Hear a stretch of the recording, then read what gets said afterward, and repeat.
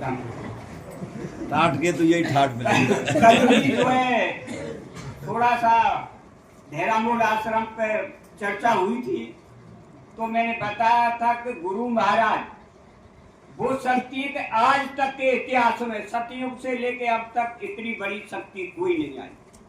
जितनी अवतारिक शक्तियां आई, राम कृष्ण वगैरह, केवल राक्षसों का विनाश और धर्म की स्थापना की, कोई दूसरा काम किया?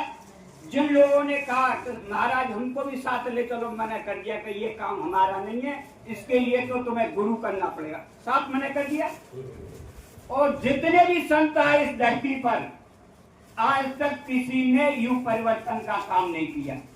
किया किसी ने? केवल जीवों की संभाल और उनको अपने धाम में पहुंचाने का काम किया। लेकिन बाबा जय गुरुदेव वो शक्ति है कि अवतारी शक्तियों का भी काम करें और संत का भी काम करें। बाबा जय गुरुदेव ने कहा कि हम आए वही देश से जहाँ तुम्हारा धाम और तुमको घर पहुंचाना एक हमारो काम। ये संत मत का काम है। लेकिन क्या कह रहे हो बच्चा, मैं युग परिवर्तन करने आया हूँ, युग परिवर्तन करके जाऊंगा। कोई माई का लाल मेरे काम को रोक नहीं सकता, मेरे काम को कोई दूसरा कर नहीं सकता। ये भी कहा कि मैं युग परिवर्तन करने आया। तो किसी भी संत महात्मा ने इस तरह कहा है? न किसी युग परिवर्तन जो आए किसी ने कहा कि हम तुमको पार कर देंगे। लेकिन बाबा जय गुरुदेव दोनों पार अदा कर रहे। तो आज तक कोई शक्ति आई ऐसी? और तो ये सब आप लोगों को बता दिया। लेकिन हमारे बीच में अच्छे अच्छे विद्वान बैठे, मैं आपको एक बात बताऊं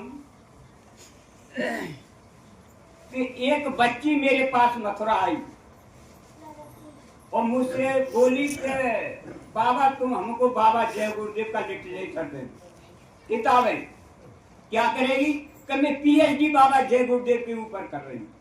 गैर सत्संगी लड़की कह रही है मैं पीएचडी बाबा जय गुरुदेव के ऊपर कर रही हूँ। लेकिन हमारे जितने सत्संगी किसी का बच्चा कौन पीएचडी बाबा जय गुरुदेव कर रहा है?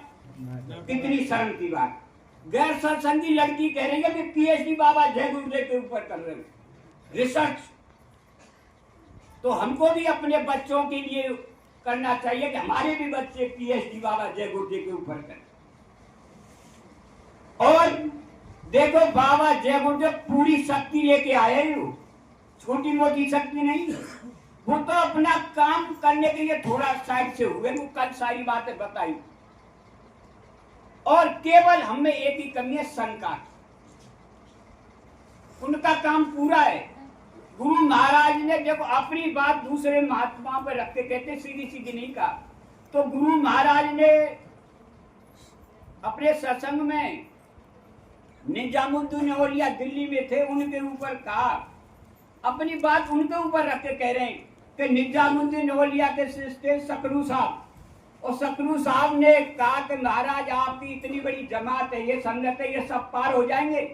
तो गुरु महाराज कह रहे हैं कि उन्होंने कहा जो मुझ में, गुरु महाराज कह रहे हैं जो मुझ में और उस खुदा में कोई अंतर नहीं समझेगा वो तो होंगे सब पार। जो मुझे इंसान और आदमी समझेंगे वो कोई पार नहीं हो। अभी बाबा जी को, गुरु महाराज को सब मर गए, गिर गए, चले गए, विश्वास ही नहीं है।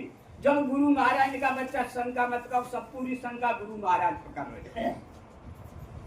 तो गुरु महाराज आएंगे, अपना पूरा काम करके जाएंगे।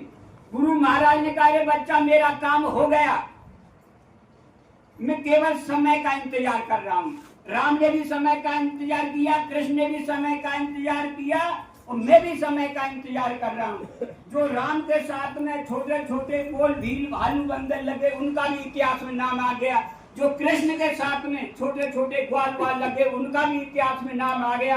अरे बच्चा तुम भी मेरे काम में थोड़ा निमित्त बन जाओगे तो तुम्हारा भी इतिहास में नाम आ जाएगा। लेकिन हम निमित्त बनने की वजह और आलोचना कर रहे हैं, आपस में एक दूसरे की टांग खींचने में लगे।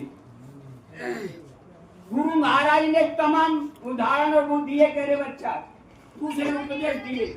लेकिन अब गुरु महाराज केवल हमारा टेस्ट ले रहे, परीक्षा। देर नहीं है काम में, केवल देखो मेरे भाई ये क्या करते। गुरु महाराज आएंगे, हम सब करें आएंगे, और जो हमको पूछेंगे आके, अरे तुमने क्या किया, मेरी कौन सी आज्ञा का पालन किया तुमने, अरे तुम पर मेरा एक घर भी नहीं रखा जो छोटा सा, कितनी मेहनत से मैंने ये आश्रम तैयार किया, पूछेंगे कि नहीं पूछेंगे?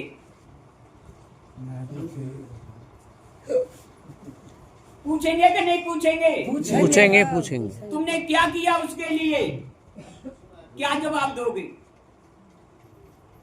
गुरु महाराज के सामने मुंह दिखाने लायक होंगे। लेकिन यहाँ बैठे हैं हमारे बेजाग जी हैं, और भी हमारे ग्वालियर से, जयपुर से आए हैं, इन लोगों ने खूब सहयोग किया, चल रहा है निमित्त। अब तक ये छोटा मोटा प्रयास न होता तो आश्रम को प्लॉट काट काट के बेच के भाग जाते उन लोग, लेकिन के प्रयास से केवल आश्रम बचा तो है, जैसा भी है बचा तो है। और हम प्रार्थना करते हैं छोटा थोड़ा थोड़ा सहयोग से गुरु महाराज के काम में अगर सहयोग कर दोगे तो वो जो है गुरु महाराज आएंगे तो वो कम से कम सुरक्षित तो रहेगा। कम से कम हम भी तो छाती खोल के करिए कि देखो हमने ये किया।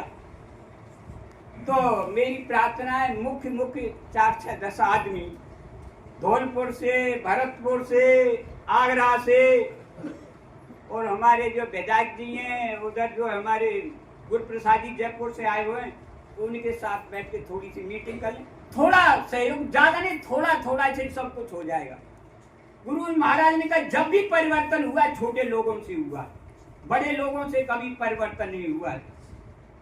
हर समय तो अब भी परिवर्तन छोटे लोगों से होगा। हमारी संगत में ऐसे ऐसे आदमी है कि एक एक आदमी लाखों रुपया रोजाना कमाता है, आमदनी, चाहे तो करोड़ों रुपया खर्चा कर दे फिर भी फर्क नहीं पड़ता। लेकिन गुरु महाराज नहीं चाह रहे कि उनका पैसा लगे, वो चाह रहे कि तुम्हारे सहयोग से छोटे छोटे, आज जो है विधायक जी को पता है करोड़ों रुपया खर्चा हुआ, हमको पता भी नहीं है कहां से कैसे आया, वो काम चल रहा है। जहां वो जो है हम लोग 1000 खर्चा करते हैं, वो लाख करते हैं, हम लाख करते हैं, वो करोड़ों करते हैं, फिर भी पछते हैं।